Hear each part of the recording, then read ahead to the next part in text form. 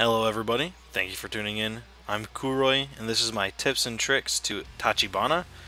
Now while I would love to make an in-depth guide on the Warrior of the West, I am not the greatest person to fight him, so unfortunately I'm not going to be giving a super in-depth version of this breakdown, but I will give you my tips and what I go through basically when I'm fighting Tachibana.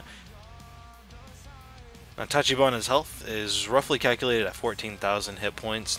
Now, when Edward Kelly is pretending to be Tachibana, his health will be significantly lower, and all of his attack sequences will be a lot slower.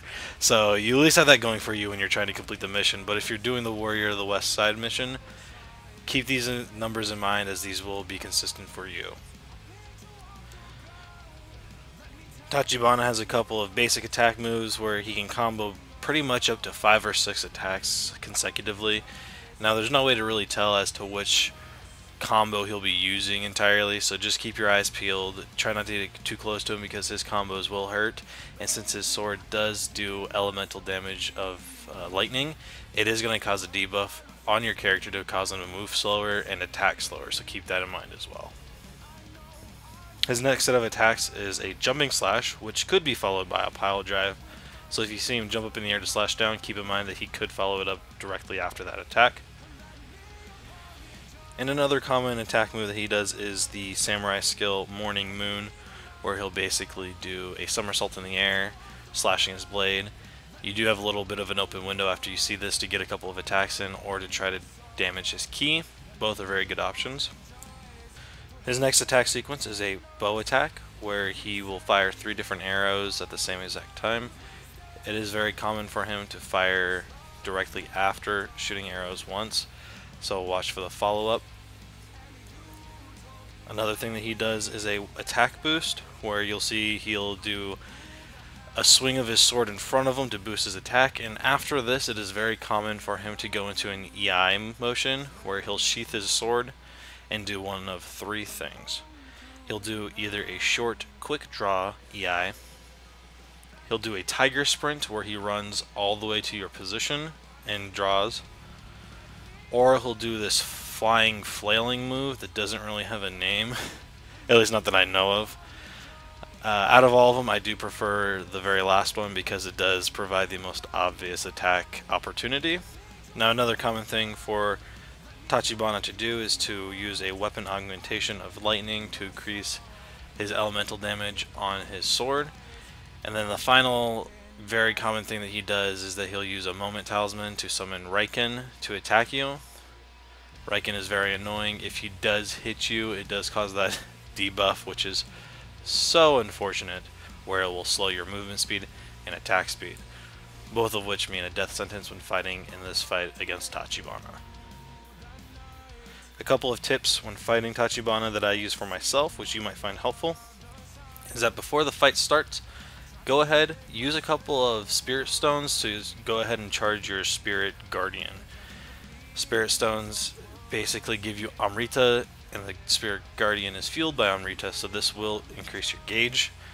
That way you can actually have your spirit guardian just in case you need that extra boost, or if you just want to completely cheese him and use the rock to run around and kite him while you continuously use your spirit guardian and then keep the spirit stones in your quick slot. It's entirely up to you however you want to finish this fight, so I totally understand if you want to go with that method. However, regardless of if you do use your spirit guardian to that effect, I always recommend getting a headshot, preferably with an explosive round or your rifle. It does deal a lot of initial damage and it drops Tachibana to the floor. This will allow you to run in really fast, lock in on him, and then do a final blow. That bit of damage in the early game definitely does go a long way towards helping you drop his health gauge down to 0.